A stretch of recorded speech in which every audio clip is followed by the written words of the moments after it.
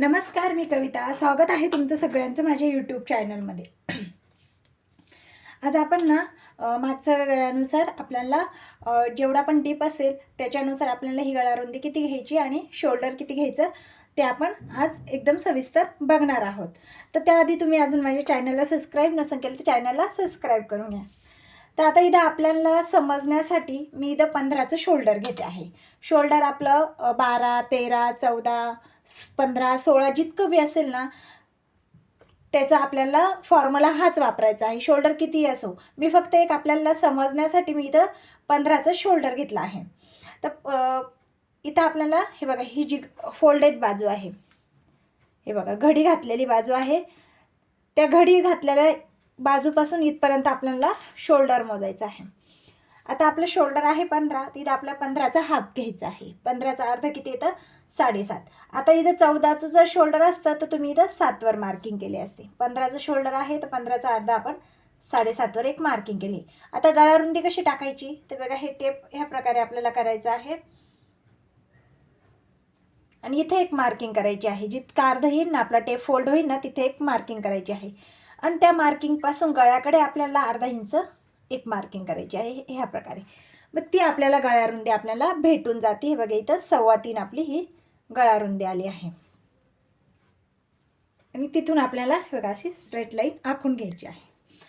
आता 1, 2, 3, 4, 4 पर्यंत 1, 2, 3, 4 इतकं जर गळा उंची असेल, गळ्याची लांबी असेल तर आपण जे माप इथं टाकलं आहे आत्ता शोल्डरचा अर्ध आणि हे जी गळारुंदी आपली आली आहे ती जी टाकली आहे त्याच्यामध्ये कुठलाही बदल करायचा नाही. शोल्डर 14 असेल तरी नाही, शोल्डर 13 असेल तरी हाच फॉर्म्युला वापरायचा, शोल्डर 16 असेल तरी हाच फॉर्म्युला वापरायचा आहे.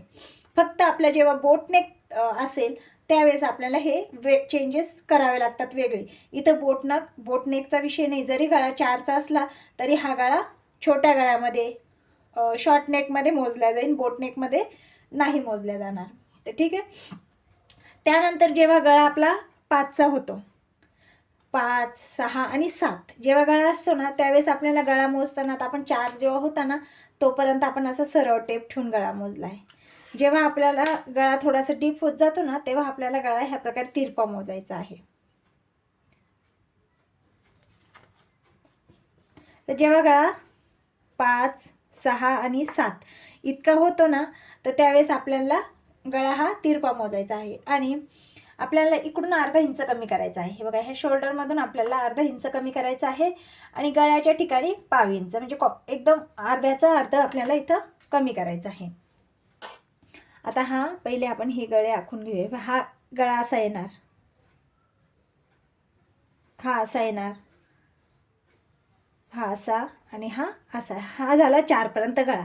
आता इथं आपण 1/2 इंच कमी केला आहे जेव्हा गळा 5, 6, 7 असतो तर.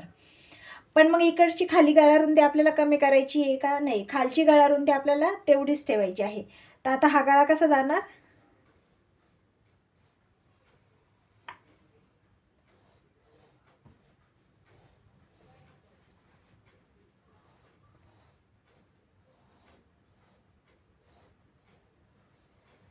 हा गळा आपला असा जाणार आणि आपली इथून शोल्डर पण आपला अर्धा इंच कमी झाला आहे ह्या प्रकारे.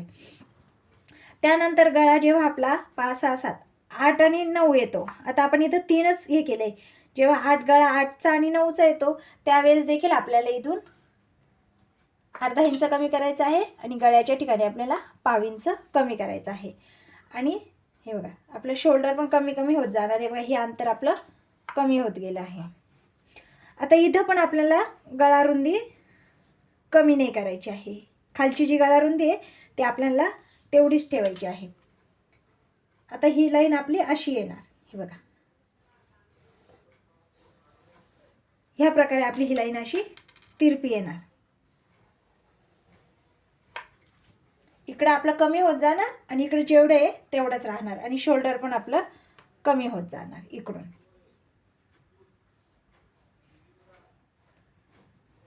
ही अशी जाणार आपली, ही अशी जाणार.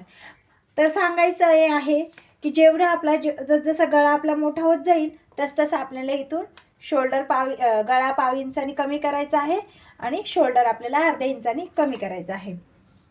आता त्यानंतर गळा जेव्हा 10चा आणि 11चा होतो ना त्यावेळेस पण आपल्याला गळा रुंदी तेवढीच ठेवायची आहे आणि पाव इंच आपल्याला गळा कमी करायचा आहे, अर्धा इंच आपल्याला शोल्डर कमी करायचं आहे.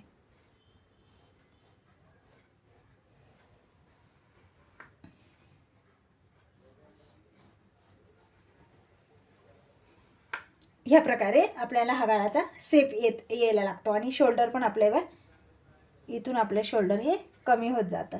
तर हा भाग पण कमी होतो म्हणजे आपला गळा जो आहे तो परफेक्ट डीप आणि आकार त्याचा गोल येतो. जर आपण एवढीच गळा रुंदी खाली पण घेतली ना तर आपल्या गळ्याचा शेप पण बिघडतो आणि गळा एकदम चिवळ होऊन जातो आणि इथं ह्या साईडला आपली गोळा होण्याची, चुण्या येण्याची शक्यता पण असते.